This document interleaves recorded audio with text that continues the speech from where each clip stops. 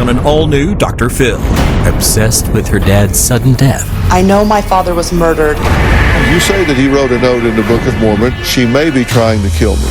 She blames the hospital 2 different sets of medical records have been produced. and his ex-wife. You speculated that she actually asked them to overdose him. Rex died because of natural causes. Because he was starving to death. I want answers. Let's do it. Have a good show, everybody. Here we go. This is a safe place to talk about hard things. Stand by. We'll count you down. Today's going to be a changing day in your life. 5, 4. I am not giving up on you.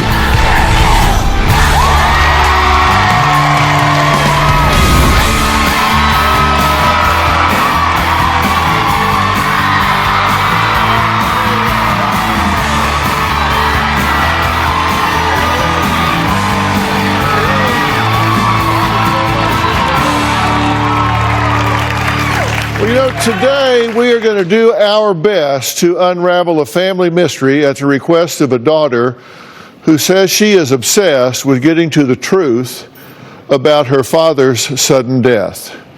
Now, Amanda's father went into the hospital complaining of shortness of breath, and 2 weeks later he was dead, and his daughter was left to plan his funeral.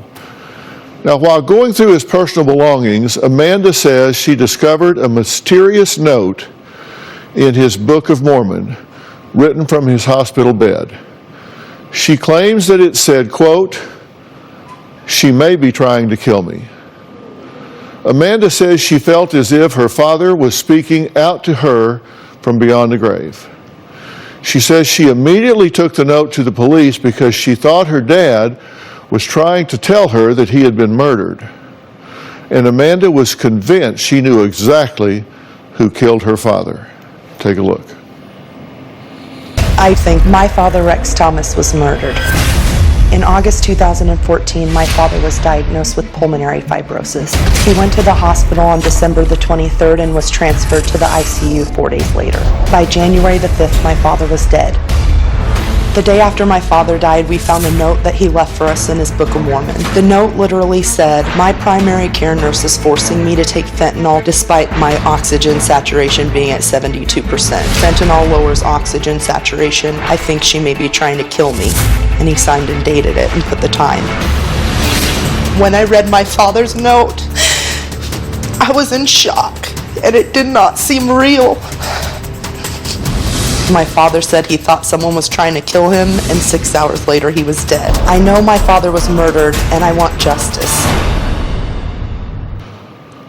Well, Amanda claims there has been a huge cover-up at the hospital. She says her father was an award-winning 28-year emergency room nurse himself, and she claims he knew exactly what the hospital was doing to him, and she says she will not stop until someone is held accountable. She says she took her evidence to the police and the DA and even knocked on the doors of the malpractice legal clerk, Aaron Brockovich, and Michael Jackson's family attorney, and no one would listen. Now, her mother, Sandy, says her daughter has become so obsessed these past 2 years with making someone pay that her own life is suffering. I have at least 450 pages regarding my father. Amanda's only concern in life is to get justice for Rex. Since my father died, every minute of every day is about working on his case all the time. I know it backwards and forwards because I've gone through it day in and day out for over 2 years now. This has become my life. Whenever any of her friends did call, the conversation always wound up talking about her dad and the death and the hospital, and she would cry and get really upset and angry. I would be at work and Amanda would call me just hysterically screaming, hard to understand. Amanda was so hysterical she couldn't hold a job. I haven't been able to keep a job because I've been looking for a job that allows me to investigate the way that I need to. These are the really relevant pages. Before Rex died, she loved to go out and karaoke and meet people and dance. She used to really want to get her degree and she had goals, and then all of a sudden it was nothing. It's like this is written in my DNA now. I believe that somebody in the hospital killed my father. I won't stop fighting for my father until I get all the answers. Okay. First off, I'm very sorry for your loss. I mean, I hate that. I've buried both of my parents. I know it's tough. It is. So I'm very sorry about that. How do you feel about this? Well, I understand why she's trying to find answers. You know, I believe that something happened to him, but I definitely want to see my daughter happy and productive. So you think something is amiss here? You're not Yes. sure what? I do think there's something amiss. I believe he was at the end of his life. I really do. But I don't think it was going to be that night. But you're convinced that he was flat out murdered. That's a big word. Yes, sir. Murder is a big word. I don't think that it was I'm going to murder this person, but what I really do believe is that they were sick of him being adamant about what the treatment plan that he wanted was. If you give somebody something that is against their will and they die from it, then you are in essence murdering them. And that's what I believe. Okay, but this is a serious allegation because Yes, what sir. you're saying is if you annoy the staff, they kill you. I believe that that's what happened in my dad's case. Well, that's what I'm saying. As well as... He was an annoyance, he was a pain. That's right. And so they thought, well, okay, we'll just shut you up. I do believe that's what happened. Okay. You say that he wrote a note. Yes. And he wrote the note in the Book of Mormon. It was January 4th of 2015, 10:06 p.m. And here's what it said. My primary care nurse is trying to get me to take the fentanyl, though she knows my O2 level is 72%. Now, fentanyl decreases O2. She may be trying to kill me. Yes, sir. Okay, now, when we're saying 72%, we're talking about oxygen saturation. That's right. And 72 is very low. Very low. You want it to be 100, certainly 98, 99. You want it to Exactly. be very high, and 72 is very low, which means he's really struggling. That's right. And this is something that can suppress the respiratory functions. So if he's already low, to give him something that could have a suppressive effect on respiration would seem counterintuitive. I believe so. He was talking about how he thought that we're not out of the woods yet, but maybe I'll get out of here, maybe, and then this. And what is your understanding of how many doses he was given? So initially I saw 12 entries, and I believe that he was given 12 doses of fentanyl. When I started an investigation with the State Board of Nurses, they assigned an investigator, and she went through the medical records with me and told me that although she sees the entries that I'm talking about, that some of them are them checking in on him after he was given the medicine, so that he was given around 5 doses. And so I don't know what to believe, to be honest with you. Well, coming up, why is Amanda so determined to get her father justice? There may be reasons that she has yet to reveal. We'll find out if so when we come back.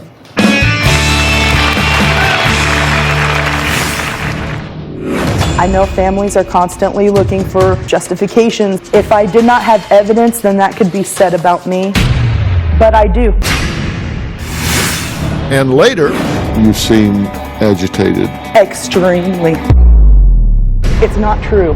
None of it is true. This has been an unending nightmare. When I was a kid, I was daddy's girl. Once my father got very heavily into religion, he totally changed. I've always struggled with my weight. He told me that men only marry women because they look good, and I don't look good, so I need to get an education so I can take care of myself. I feel like I disappointed my father when he was alive. But now I think my dad would be proud that I'm trying to seek justice for him. I don't know that Amanda would be so obsessed to find justice if she had reconciled the differences with her father before he passed away. Well, when 60-year-old Rex went into the hospital complaining of shortness of breath, little did he or his family realize that 2 weeks later, he would be dead. Now, while daughter Amanda was going through her father's belongings, she found his Book of Mormon, where Rex had left what she believes is a suspicious note written 6 hours before his death. The note said, quote, "She may be trying to kill me." Now, Amanda is convinced her father was murdered, and she says she has proof. Now, her brother Aaron says since Amanda has become so obsessed with her father's death, no one wants to be around her anymore because it's all she talks about, all she thinks about, all she focuses on. Take a look. My dad's death has really hurt Amanda mentally, emotionally, and socially. All the shady things that happened around my dad's death brought more demons into her life. Amanda has been hurt in the past by several boyfriends, and I think she's trying to turn to this case to remove herself from the social aspect of life. On the one side, she's trying to delve into the case, but it's really a cloak for her masking her fear of getting hurt. I don't know how to help Amanda. I've coped with his death by just numbing. Anything that causes an emotional response, I run from it. But Amanda has put herself in a perpetual state of reliving my dad's death again and again. She's tormenting herself. And I know that my dad would love to see her move on. He doesn't want her to lose her life. He already lost his. I don't want to see her suffer because it's hurting her. And it hurts me to see her hurt because she's my sister. And I love her. Aaron, thanks for being here. Yeah, thanks for having me. Notice you got a mutt with you there. Oh, he's the emperor. He's Yes. Bonaparte. I love dogs and I love service dogs. So Awesome. tell me where you come down on your sister's focus on this. My sister's kind of stuck in a rut where she is reliving it over and over every day. Why didn't the autopsy pick all of this up? That was something that I wondered about myself. When I did not initially go and get the hospital records, I waited for the autopsy report, and when it came back and said that there was absolutely no trace of fentanyl or morphine in his system, it did not sit right with me, and that's when I went and got the medical records and found those doses. They say that he died of natural causes. According to the medical examiner, the cause of death was listed as coronary arteriosclerosis and recent thrombosis complicating the arteriosclerotic cardiovascular disease. The toxicology said no unusual medications, toxins, alcohols, or illicit substances. Fentanyl was not detected in these analyses. In summary, no evidence of drug toxicity or deliberate poisoning, evidence of sudden natural cause of death. And, you know, he was quite ill. Yes, sir. Right? And he died. The cause of death that they're assigning here is consistent with the illness that you know that he had. Pulmonary fibrosis, yes, sir. Right. I know families are constantly looking for reasons and justifications and things like that. If I did not have evidence, then that could be said about me. But I do. 2 different sets of medical records have been produced, and the note, and if my dad did not have any kind of medical training, then you could throw that away, but he was a 28-year emergency room nurse. The hospital has told us lies. On the day that he died, the person who we spoke to, if you have any questions, please feel free to give me a call. And I just feel like all I'm trying to do is to, first of all, get some answers, and if something happened, get some justice for my dad. But more importantly, I don't want this to happen to other people. Well, coming up, Rex's best friend and former wife says he wasn't murdered. We'll see why she says that after the break.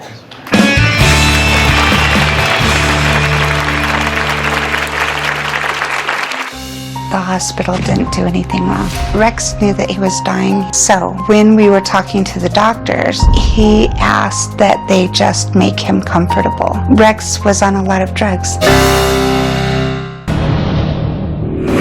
My father had very specific funeral plans, and he expected his ex-wife Brenda to execute them. He wanted a public viewing and then flown to Arkansas to be laid to rest with his parents. However, 2 hours after she told us he was dead, Brenda said she wanted no part of it. I wound up having to ask strangers, friends, family for money. In the end, we could only afford to have my father cremated. I blame Brenda for letting my father down even after he died. Well, Amanda says her dad's ex-wife Brenda was acting suspicious when he was alive and then made things even worse after his death. Amanda wonders if Brenda asked the hospital to give him a final dose of fentanyl to kill him so she could collect Rex's life insurance. Brenda says, look, no way. Rex knew going into the hospital that he was not coming out. Take a look. I was married to Rex about 7 years. Even after we divorced, we remained close. When Rex was in the hospital, he gave me medical power of attorney for him. Rex had told me and my children that he would not go to the hospital until he felt like the end was here. Rex knew that he was dying, so when we were talking to the doctors, he asked that they just make him comfortable. So they agreed to just give him the drugs that would make him comfortable. I can understand why Amanda thought Rex was getting better. Rex was on a lot of drugs, and it made him feel well enough that maybe he thought he wasn't going to die. But in reality, he was still dying. I want to support Amanda, but I want her to know that the hospital didn't do anything wrong. Okay, Brenda, thank you for being here. You're making a very serious speculation here that she actually asked them to overdose him. So I think that is a possibility. That's why I said a speculation. Yes, sir. Brenda, what did you want to say? Rex died because of natural causes. When Rex and I met with his doctors, they said the best that we can do is give you drugs to make you comfortable. And he said, okay, that's the way that I want to go. So your understanding is he wanted them to keep him comfortable in the end stages? Absolutely. And That's not at all what happened. He was adamant that he wanted total parental nutrition, which is intravenous sustenance, because he was starving to death, because he wasn't able to remove his mask to eat. They kept having him jump through all these hoops, and every time he would jump through another hoop, then it's another hoop and another hoop before he can get the TPN, until the point that he finally told me, I want you to go to the media and I want some attention to be brought to this, because I feel like they're refusing to give me this this intravenous sustenance because of the fact that I'm on Access State insurance, and this is $1,400 a bag. So he was in, he did not tell them he wanted to be comfortable. If anything, he made the situation very uncomfortable for everybody that was on that medical staff, because he wanted what he wanted and they wouldn't do it. okay, so let me see if I understand this correctly then. So you're feeling that he was murdered by the hospital, and your reasoning for this, your logic for this, is that, number one, he was being a real pain to them. That's right.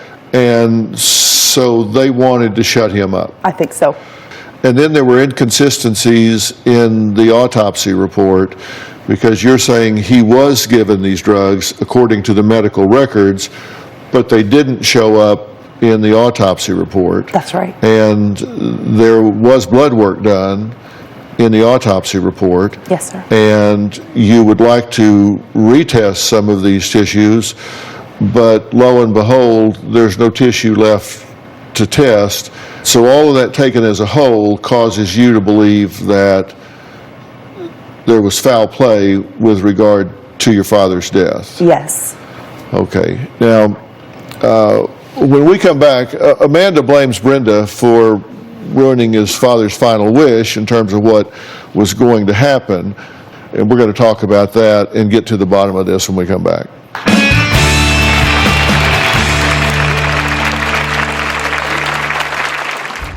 I think Amanda felt like she had to be very competitive with me. Amanda would call her father a lot and want him to do things with her alone, and he would say, "She's calling me way too much. I feel like she wants me to be like her boyfriend." Closed captioning provided by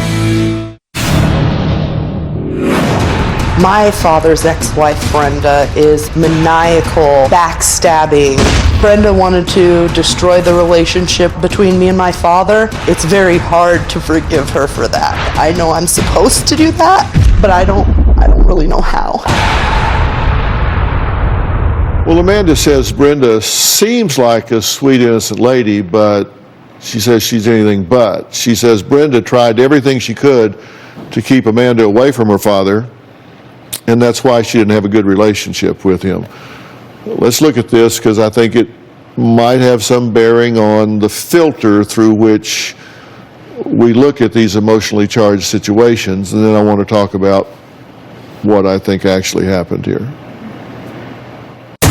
I'm a special ed teacher, and I always approach things with understanding. So I can understand Amanda feeling jealous. Maybe she felt like Rex had left her and her family for us.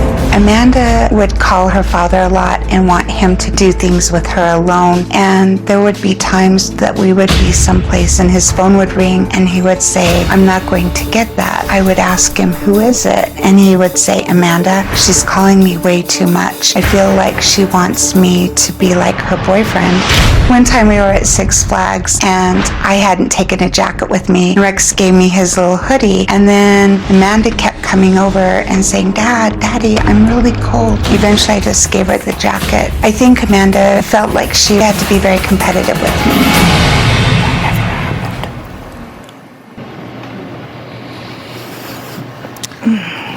You seem agitated. Extremely. I'm sorry, Dr. Phil, but I'm livid. What do you want to say? It's not true. None of it is true. My brother was there at that Six Flags trip with me.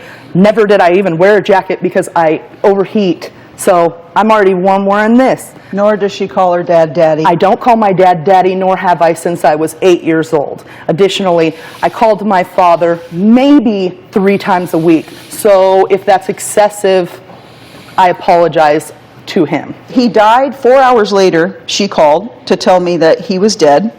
4 hours.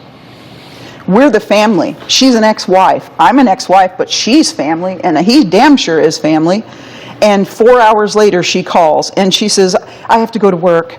I just have to go to work." That seemed a little fishy to me, and then all of a sudden she said, "You know, I've just been thinking about it, and I really just think that Amanda and Aaron should handle their own father's death, so I'm going to bow out." And it wasn't just that I have to go to work. It was, she called and said, "I have no way to get, I have to go to my job and I can't get out of it. I've told the hospital staff to leave your father's body so you can say your goodbyes, but I have no way to agree or to confirm that that will happen for you." She lied to us and told us that she had to go to work. And then when we drove up to my dad's house, we found her and her current husband loading my dad's property up, third car load in. The cops told her to bring the stuff back. She brought back the things that had no material, no value at all. My question is, what does this have to do with your father's cause of death? It doesn't have to do with my father's cause of death. It has to do with, he died. That should be the worst part that you have to deal with. And yet this has been an unending nightmare. Okay. And she's a major part of the nightmare.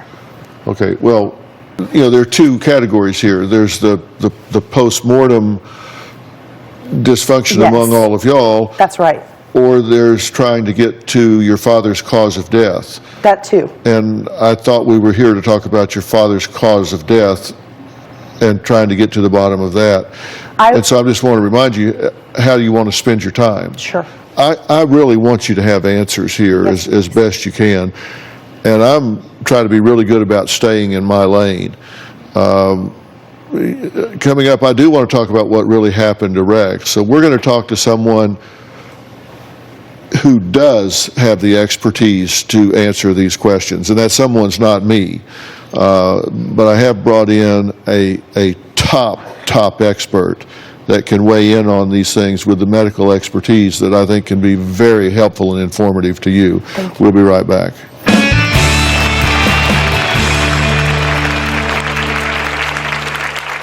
My mom and I drove to my dad's house. I saw Brenda and this man loading my dad's things into their vehicle. My mom stepped in front of me and she held out her hand like a stop sign. Closed captioning provided by... I will not quit until my father's story is heard. I have written to anybody I could think of. Aaron Brockovich, Michael Jackson's family, Barack Obama, Oprah, 48 Hours, 2020. I really feel that the only way that there will be any type of justice is through Dr. Phil's help. We gave Rex's medical records and autopsy report to Professor of Cardiology at Wayne State University School of Medicine and America's Healthy Heart Doctor, Dr. Joel Kahn, who says Amanda just simply would never win her fight in court. Doctor, thank you for being here. I really appreciate it. Thank you, Dr. You Phil. have spent a lot of time really deconstructing these records and going back in time. There's three things they need to know. Number one, the medicines that were given to their father were all ordered by healthcare professionals, not by the nurse. The nurse cannot give a medication without a medical order. All these medicines were ordered by people who knew the entire medical situation. Mm-hmm. It's very important. There's no cover-up in the chart about that. Number two, he had extremely advanced disease on autopsy. There is no question on autopsy. One, he had end-stage lung disease that had been determined and discussed with him, no treatment in the world for. He signed papers to just be treated comfortably. It's called DNR. His days were numbered when he signed that. Number two, he had unknown advanced heart disease, and basically on autopsy was having a heart attack on the evening he passed away, according to the description of his heart arteries, my area of expertise. He was having a heart attack. Of course, nobody knew this beforehand, and that's the case with so many millions of people walking the streets of America, but it's number one cause of death in the United States.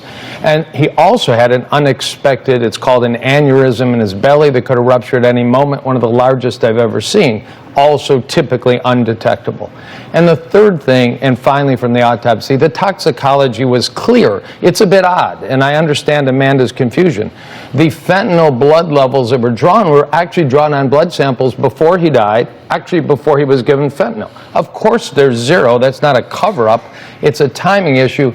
It's unreliable, and now it's impossible because the blood sample wasn't retained to know what that level was, but it's actually unreliable to measure it. And one of those was 6 hours before his first dose of fentanyl the day that he died. It was in the afternoon. The third sample was before, same with the morphine. And but it turns out even if we had that blood sample retained, which most medical examiners don't do 2.5 years later, it's an unreliable assay to do it. So it's actually a question she needs to move on beyond, because it can't be answered in a court of law, on a TV show, or any other situation. He died of a heart attack in the setting of 2 other lethal conditions. May I ask you a question? Absolutely. So in the when I did the State Board of Nurses complaint, I was told that there was a second set of medical records that were produced to them besides what were given to us, the family, even though we went over a year after to make sure that all the hospital records were complete. And the investigator for the State Board of Nurses said that in the end of the documents that it shows that your father said that he was uncomfortable and he requested these medications, but you had said if his oxygen level was at 72%, he would not be of sound mind to where we could take his Book of Mormon as something valid. So why can we take his request for said medication as being valid, but we can't take his Book of Mormon as being valid? Well, you know, I do a lot of courtroom work, and it's very common to get an incomplete set of records, then a complete set of records. Not to say a fraudulent would be criminal, but incomplete moving to every page. And it's frustrating that didn't happen right at the beginning. It would seem simple, print them off and provide them to you. But I agree with you, there has to be medical and nursing judgment involved in ordering the drug and when to actually administer the drug that goes beyond the patient input. And understanding your father being a nurse, there could be some interplay. I agree with you. He would not likely have been of sound mind and body to ask for or reject the medicine. You and I have both been in the room with these patients at the end stages where they're drawing a breath every 15 or 20 seconds, and we don't need a patient to tell us that they're in agony at that point.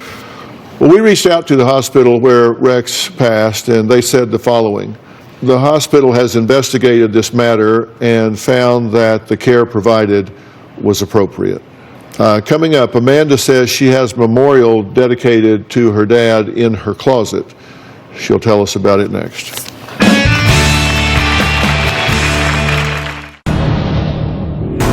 This is the closet where I keep my dad's ashes, my urn, and then also the urn that's going to be buried with his parents. Rex's ashes are actually the first thing she sees when she wakes up, and it's the last thing she sees before she goes to bed, and I just don't think it's good for her. Some of my dad's ashes are in this keepsake urn. Amanda really needs closure. Amanda has been on a mission to solve the mystery of her father's death, and I totally understand it. From everything I have read in preparing for this discussion, it seems that Rex was probably in a lot of discomfort at the end. He was terminal. The hospital was doing what they do. Did they do it perfectly? It would be the first time that a hospital ever did anything perfectly, or anyone else. Now, according to Dr. Kahn and the medical examiner, Rex died of natural causes. And this was probably set in motion long before he went into the hospital. And not anything anybody failed to do or anything that anybody did was going to change that. I'm telling you that I see absolutely no evidence whatsoever that there was foul play in your father's death. Now, I want to tell you what I think. I think you had unfinished emotional business with your father. I say that because as you start your grief work, which you haven't done yet, because you've been busy with this, and that keeps you from doing the other. I fear that you have the belief that if you ever let this go, you're letting him go. I want answers. Well, you did your due diligence, and you can look him in the eye spiritually and say, I did my homework, make sure nobody jacked with you, Dad. I did my homework, and I'm at peace that I did my homework. I beat all the bushes. I checked all the traps. I went to Dr. Phil. He brought me Dr. Kahn. We ran the traps here, and I'm at peace that you went for the right reasons at the right time. And I realize letting that investigation go is not letting you go. I just need some help. I do. We all do, Amanda. If I arrange help for you, will you take it? Without a doubt. Look, grief is not an illness. Grief is a very natural process, and I will get you some professional help to help you through that. And your brother as well. Okay? All right. My next guest says she's applied for dozens of jobs over several years, but she is still unemployed. Find out why she believes no one will ever hire her. Next. Closed captioning provided by... Now, finding a job is tough for most people, but what if no one seems to be willing to hire you? And you are convinced it has nothing to do with your resume, skills, and experience. My next guest, Elizabeth, says even with a law degree, she hasn't been able to find a job. Why? She says it's all about her age. Take a look. I never imagined at 59 years old I'd have difficulty finding work. I had been a paralegal for 5 years. I decided to go to law school because I wanted to make something of my life. When I started law school, I had to make a decision. You can't work full-time, go to school, and raise a family. I quit my job and went to school full-time. After law school, I sent my resume to law firms that they didn't respond at all. If I did get an interview, the minute I walked into the office, I knew I didn't have it. I had one person make fun of my clothes. I started to broaden my search. I am frustrated that I put in so much time and effort into getting a law degree, but I am never going to stop trying. Ever. Well, Elizabeth is joining me along with ARP's Vice President of Work and Jobs, Susan Weinstock. So welcome to both of you. Thank you. Elizabeth's at 59 years old, and I think I can remember 59. Tell me what happens when you do apply for a job. Well, I only apply for a job that I'm well qualified for. Right. If I hear back from the employer, the phone interview goes well, and I go into that meeting, I walk through that door, they can see that I'm not 30, and I never hear from them again. After years of employment rejects, how does it wind up making you feel? It's devastating. It's devastating. I wish I'd never gotten a law degree. I took out student loans in the amount of $194,000. I've stopped telling anybody that I have a law degree because it's hard to reconcile that with continual unemployment. So, Susan, how prevalent is age discrimination in the workplace? Well, it's devastating to hear stories like this all too often. ARP recently did a study of older workers and found that 61% of them said that they had experienced or seen age discrimination in the workforce, and 91% of them said it was common. But the problem is these are very hard to prove. You go in for an interview, you don't know what happens, who they ultimately pick, and how they decide who is the right candidate and what those persons' qualifications were. So what do older workers do about it? So there is a federal law, the Age Discrimination in Employment Act, and it covers workers and job applicants 40 and older. Again, though, the problem is it's very hard to prove that there was something that was an age discrimination case. But for you, I would say maybe you should try volunteering like in a legal aid clinic. That's a place where you can build your resume, you could build your experience, you can build your network, which can help you find a paying job. Did you know that you had legal protection against age discrimination? I did, and I also knew that it was very difficult to prove and hard to pursue as well. Right. I will never stop trying. It's just difficult. Well, I mean, I know it is, and since a resume is the introduction to a possible employer, you have some suggestions to age-proof a resume, right? Right. And first, you say emphasize recent career experience and achievements, right? When you emphasize what you've done, emphasize what's relevant to the job, and tailor that resume to the job that you're applying for. It takes a lot of work, but it's worth it. And you say remove graduation or school dates. Why is that important? Well, unfortunately, there are employment algorithms that actually will screen out workers of a certain age. So if you include those dates on your resume, they can screen you out. You'll never make it past the screen. So you'll never get to the interview. Exactly. So if it's a big corporation, they'll take you out before you ever get there. Right. So hopefully you can. Sometimes you can't. They force you to put those years in, but try to, if you can, avoid that. Okay. The next one is really interesting. You say avoid including a career objective. Right, because your career objective is that you want a job. And a resume is so short, it's only 2 pages, so you don't have a lot of space to add additional things. Okay, and you say include up-to-date computer skills that are relevant to the job so they know you're tech-savvy and up-to-date. Exactly. Yeah. You talk about the computer systems that you know, that you use, that people are using in your field. You say avoid broad statements about experience. What do you mean? Well, again, this is when you say experience 20 years, 30 years. It sounds great. Unfortunately, what ends up happening in the real world is that will screen you out. So it's better not to include those broad 20 years of experience type of statement. Yeah, because if you say that, you're back into the algorithm Exactly. again, right? Exactly. So yeah, I got 30 years experience and this guy's 30 years old. Right, and you would think that would be good, but unfortunately in today's workforce, that doesn't seem to be the case. Yeah. They need to realize that if we've been around a while, we've got a little experience, a little wisdom to bring to the thing. Look, anyone who is experiencing age discrimination in the workplace or while looking for a job, you just absolutely have to go to aarp.org/work. You can learn more about your legal rights, job search tips, and connect with employers who do value experienced workers. And trust me, there are those people out there. And this website, I just have to tell you, you might think this is just for people that are advanced in age. It is not.